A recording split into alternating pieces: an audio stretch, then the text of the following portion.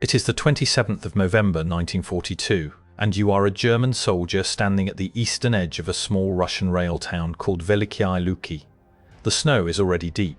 Behind you are the brick warehouses and the old earthwork fort your engineers have spent weeks turning into strongpoints. In front of you, out past the frozen river, the horizon has gone quiet in a way that frightens the veterans more than any barrage. For 3 days you have watched Soviet columns slide past your flanks to the north and to the south, and now you understand what the quiet means. The two arms have met somewhere behind you. The last road out of the town has just been cut. You and roughly 7,000 other men are inside a ring, and the ring is not going to open again. That ring closed 4 days after a much larger one closed almost 500 miles to the south. On the 23rd of November, the Red Army had sealed the German 6th Army inside Stalingrad with Operation Uranus. On the 27th of November, the Soviet 3rd Shock Army closed its own smaller trap around Velikiye Luki. The same pattern, on a smaller stage, in the same winter, within the same week. That timing is why German soldiers who survived it, and the historians who wrote about it afterward, gave the place a nickname that has stuck ever since. They called Velikiye Luki the Little Stalingrad of the North. The nickname is not marketing. The German popular historian Paul Karel described the fighting there as a miniature Stalingrad. A later German war game carried the subtitle The Stalingrad of the North. The nickname earns itself because almost every element of the larger tragedy repeats here in miniature. A German-held town is surrounded. Hitler personally forbids a breakout and orders the garrison to stand fast and be supplied by air. A relief force is assembled and sent, and it stalls short of the objective. The air supply fails to feed the trapped men through a Russian winter, and in the end, the garrison is destroyed as a fighting formation. It is Stalingrad's exact logic, replayed on a 7,000-man scale, at the boundary between two German army groups during the very weeks the real Stalingrad was being sealed. The town mattered because of where it sat on the map. Velikiye Luki lay on the seam between Army Group North and Army Group Centre, and it was a rail junction. Whoever held it controlled a stretch of the lateral railway that let the Germans shuttle troops and supplies between the two army groups. For the Red Army, taking the town would pinch that rail line and threaten the whole German position in the north. So the town was never a backwater. It was a road and rail knot that both sides wanted, and the Germans had turned it into a fortified place. The geography of the town shaped the whole battle. Velikiye Luki straddled the Lovat River, and on the west bank stood an old earthwork citadel, a medieval fortification with high ramparts that the Germans folded straight into their defensive scheme. Around it, the brick buildings, warehouses and the rail installations of the town became a belt of strongpoints. The garrison had months to prepare, and it used them. Cellars became bunkers, houses became firing positions with interlocking fields of fire, and the citadel across the river became the strongest single anchor of the defence, a place a small force could hold long after the rest of the town had fallen. When the Red Army finally attacked into the built-up area, it would not be advancing across open ground. It would be fighting through a fortified city, block by block, and paying for every block. The Soviet offensive to take it opened on the 24th of November 1942. The attacking force was the 3rd Shock Army, commanded by Lieutenant General Kuzma Galitsky, part of the Kalinin Front under General Maxim Perkayev. Galitsky did not throw his men straight at the fortified town. Instead, he pushed his columns around both sides of it, north and south, to meet behind it and cut it off. By the 27th of November, the two arms had linked, and the garrison was encircled. The Soviet plan from that point was a double battle, and this is the mechanic that makes the Stalingrad comparison more than a slogan. Galitsky's army had to do two jobs at once. It had to face inward and grind down the surrounded garrison inside the town, and at the same time it had to face outward and hold a defensive ring against every German relief attempt from the west. The inner battle and the outer battle ran together for the better part of 50 days. This was not a local skirmish that happened to trap a garrison. It was a planned Kalinin front operation, and the front put real weight behind it. Galitsky's 3rd Shock Army was the key assault force, encircling and then reducing the town, and the wider offensive drew in troops of the 4th Shock Army as well, with the 3rd Air Army working overhead. The Soviet command deliberately chose to surround the town rather than storm it head-on, then to hold that encirclement against everything the Germans sent to break it. That is the signature of a mature Red Army operation in the winter of 1942. A year earlier, Soviet offensives had often been frontal and clumsy. Here the plan was patient and layered, an outer wall and an inner grind, and it is exactly the same design the Red Army was using at that very moment to strangle the 6th Army at Stalingrad. The most important correction concerns the size of the trapped force. It was not the whole of the German 83rd Infantry Division. It was a battle group built around one regiment. The core of the garrison was the 277th Infantry Regiment, reinforced with the division's artillery and its pioneer battalion, plus various support and rear troops caught in the town when the ring shut. Altogether that came to roughly 7,000 men.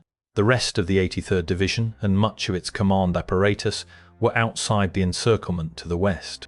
The common claim that the Soviets destroyed the 83rd Infantry Division at Velikiye Luki is not accurate. What they trapped and destroyed was the Velikiye Luki garrison, a regimental battle group, not a full division. This is why the honest way to describe the subject is the 7,000-man garrison and not a division name. The man who commanded inside the ring was Oberstleutnant von Sass, the commander of the 277th Infantry Regiment and the appointed city commandant of Velikiye Luki. He is the German figure the whole story hangs on. Von Sass held the town, organised its strong points, and answered for its defence to the very end. The command arrangements in the wider sector were tangled, and sources disagree about exactly who was where, but the constant across all of them is von Sass inside the town, running the defence of the pocket. Very quickly, the garrison's fate was taken out of von Sass's hands and decided far to the rear.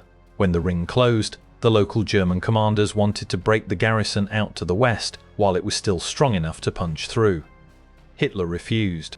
He issued the same order he had issued at Stalingrad 4 days earlier. The garrison was forbidden to break out. It was to stand fast, hold the town as a fortified place, and wait to be relieved from outside. Until the relief arrived, it would be supplied entirely by air. Every part of that order rhymed with the larger disaster in the south, and every part of it would fail for the same reasons. The air supply was the first promised to break. Feeding 7,000 men and their weapons through the air in the depth of a Russian winter against Soviet fighters and anti-aircraft fire was beyond what the Luftwaffe could actually deliver. Transport aircraft flew in loads of ammunition, rations and equipment and dropped supplies by parachute into an ever-shrinking perimeter. But the tonnage that arrived never came close to what 7,000 men in continuous combat needed. There was a further problem that made this airlift even weaker than the one at Stalingrad. Velikiye Luki had no usable airfield inside the ring for the transports to land on.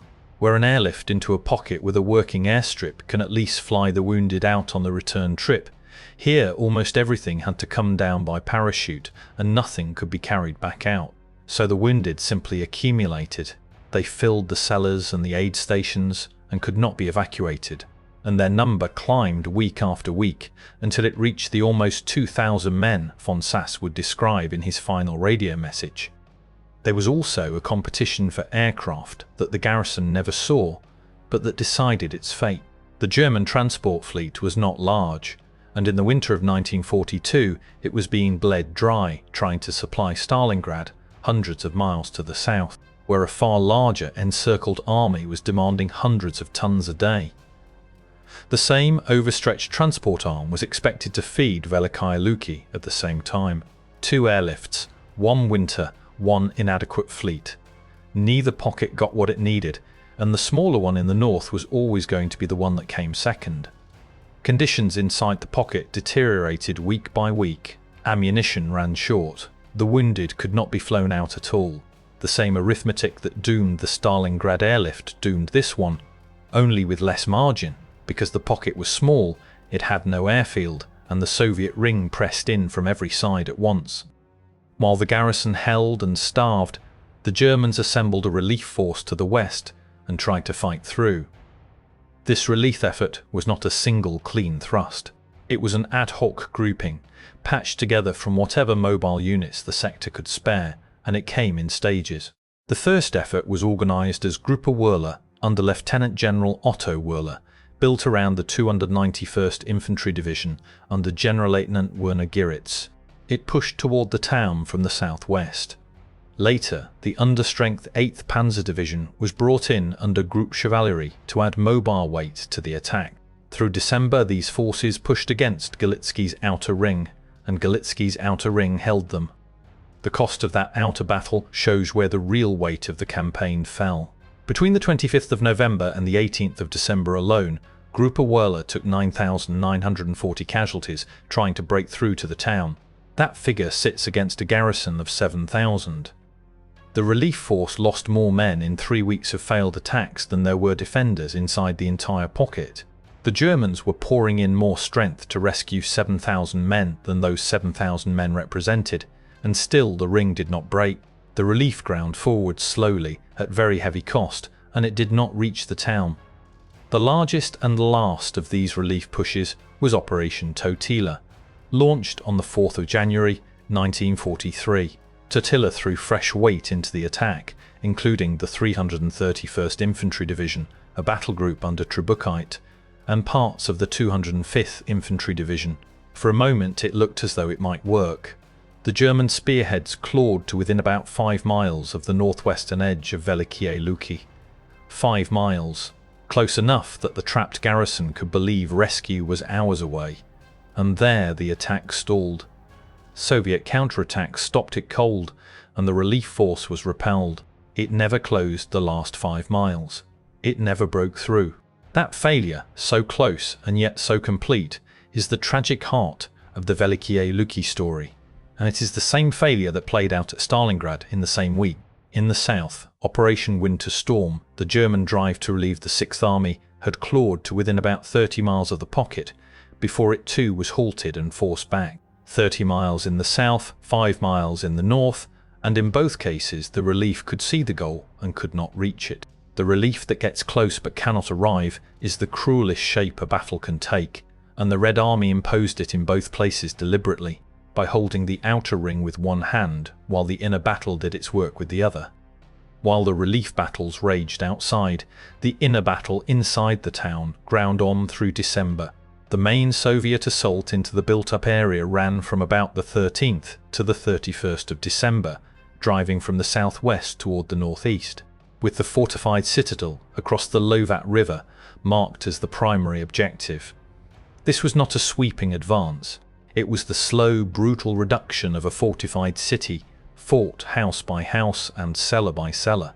The 3rd Shock Army pried the garrison out of one strong point at a time, and the town itself was ground down to rubble in the process. By the end of the fighting, Velikiye Luki was almost totally destroyed.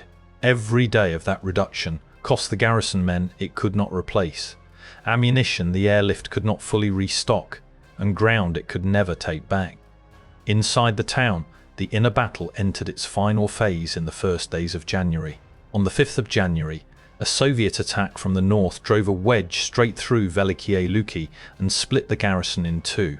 The western part of the town, the fortified old citadel across the Lovat River, was cut off from the rest.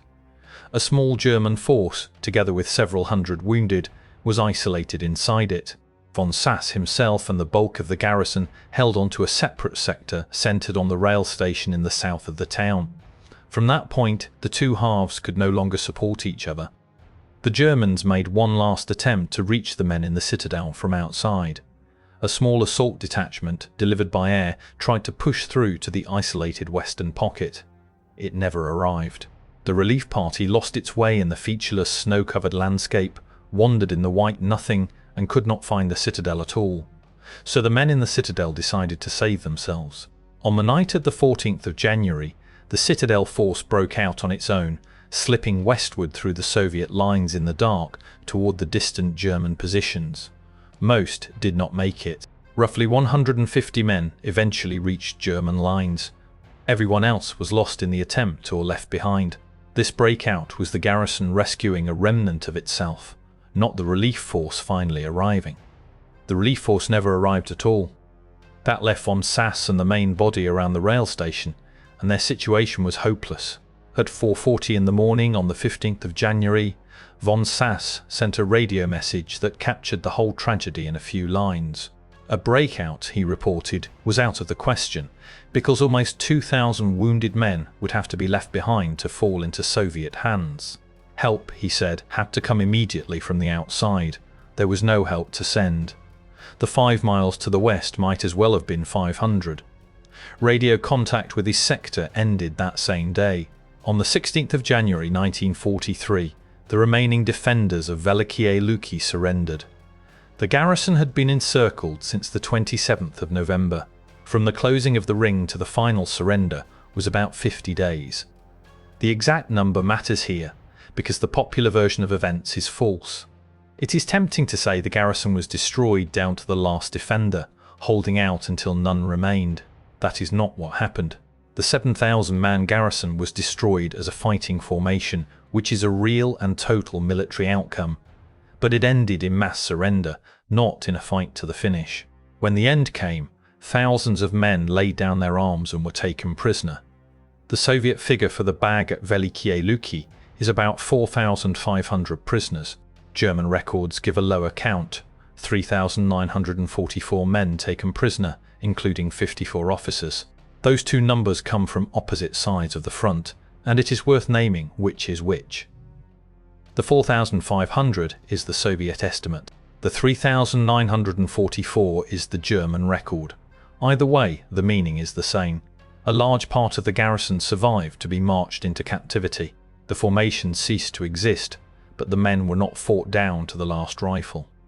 It is just as important to keep the garrison's losses separate from the losses of the men who tried to rescue it. Soviet sources for the whole Velikiye Luki operation cite a German casualty figure around 60,000, counting men lost, missing and wounded.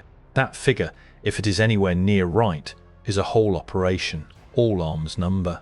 It covers the weeks of grinding relief battles fought out to the west by the 8th Panzer Division, the 291st and the Totila Force against Galitsky's outer ring. It does not belong to the 7,000-man garrison.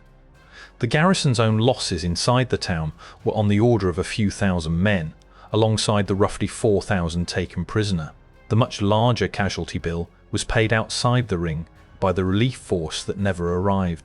Mixing the two together produces the inflated impression that a single small garrison suffered 60,000 casualties, which is arithmetically impossible for a force of 7,000.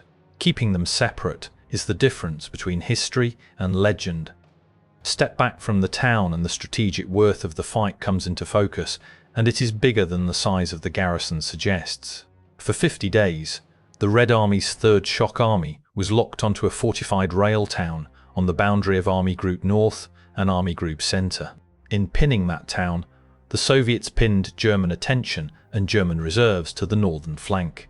The Germans fed the 8th Panzer Division, the 291st Infantry Division, and the Totila formations into the relief attempt, and every one of those units was committed here, spending itself against Galitsky's outer ring at the precise moment the German command was desperate for mobile reserves everywhere on the Eastern Front. Those were exactly the weeks Stalingrad was being sealed and starved in the south. Velikiye Luki was a second doomed pocket, draining German striking power on a different sector in the same winter for the same reason. It did not just look like Stalingrad, it functioned as a smaller version of the same strategic bleed. There is a lesson in the method too, and it is why the battle deserves more attention than it gets. Velikiye Luki was proof that the Red Army had learned to do the hardest thing in mobile warfare. Encircling an enemy force is only the first step, and it is the easy step. The hard part is holding the ring shut against a relief force that is throwing everything it has at one point to break in, while at the same time destroying the trapped garrison before it can be saved. Galitsky's army did both at once, for 50 days, in winter, and it did them against a professional German force with panzer divisions trying to punch through. That is the exact operational skill the Red Army would use on a giant scale later in the war, at Korsun, at Minsk, at every great encirclement that followed. Velikiye Luki, small and half forgotten, was one of the early places where the method was proven. The Germans learned in the north the same lesson they learned in the south that winter. Once the Red Army closed a ring and chose to hold it, the men inside were not coming out. There is one more parallel that closes the story, and it is the darkest one. The commanders of the German Sixth Army at Stalingrad went into Soviet captivity and, in most cases, survived the war. The commander of Velikiye Luki did not. Oberstleutnant von Sass was captured when the town fell on the 16th of January 1943. He was held, investigated and tried by a Soviet military tribunal for the conduct of the German occupation of the town. In January 1946, von Sass was publicly hanged in the main square of Velikiye Luki. He was not the only one. A previous commander of the 277th Infantry Regiment and several other German officers were executed in the same square. 9 men in all, condemned for war crimes committed against the civilians of the town during the occupation. The commandant who had held Velikiye Luki for Hitler was put to death in the very place he had defended 3 years after it fell. That is the full shape of the little Stalingrad of the north. A rail town on the seam of 2 army groups.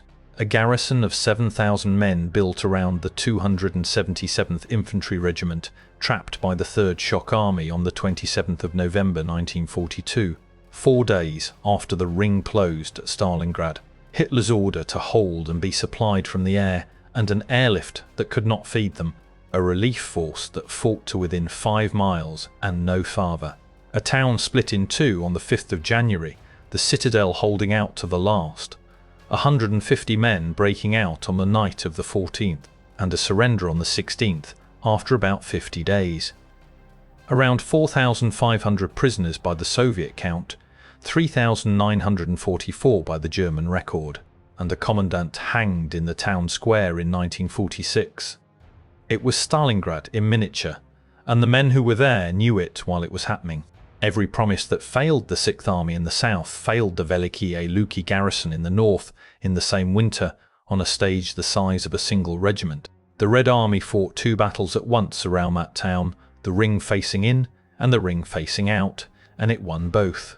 And in winning them, it turned a small rail junction most people have never heard of into a second Stalingrad, complete in every terrible detail except the scale.